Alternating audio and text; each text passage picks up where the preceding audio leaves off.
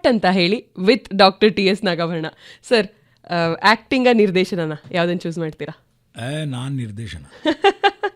ನೀವು ನಟಿಸಿದಂತಹ ಮೊಟ್ಟ ಮೊದಲ ನಾಟಕ ಯಾವುದು?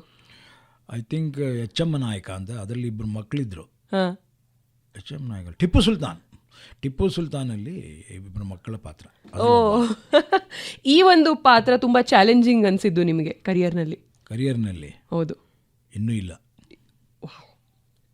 ಈಗ ನಾ ಕಂಡ ತಾರೆಗಳು, ಈ ತಾರೆಗಳ ಬಗ್ಗೆ ಒಂದು ಪದದಲ್ಲಿ ಅವರ ಬಗ್ಗೆ ಹೇಳೋದಾದರೆ, ಡಾಕ್ಟರ್ ರಾಜ್ಕುಮಾರ್ ಬದ್ಧತೆ, ಶಿವರಾಜ್ ಕುಮಾರ್ ಶಿಸ್ತು, ರಾಘವೇಂದ್ರ ರಾಜ್ಕುಮಾರ್ ಹಾಸ್ಯ, ಅನಂತ್ನಾಗ್ ಸರ್ ಓವರಾಲ್, ಗಿರೀಶ್ ಕಾರ್ನಾಡ್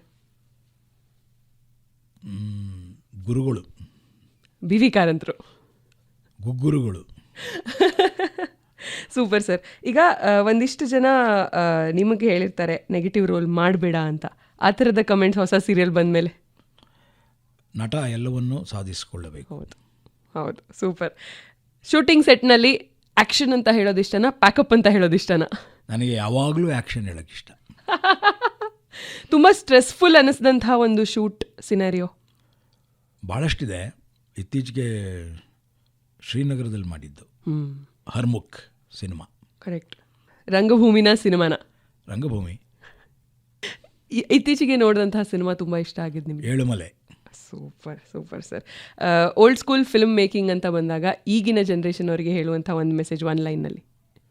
ಜವಾಬ್ದಾರಿಯುತವಾಗಿರಿ. ಕನ್ನಡ ಈ ಭಾಷೆಯನ್ನು ಒಂದು ಪದದಲ್ಲಿ ನೀವು ವರ್ಣಿಸೋದಾದರೆ? ನಮ್ಮ ಬದುಕು.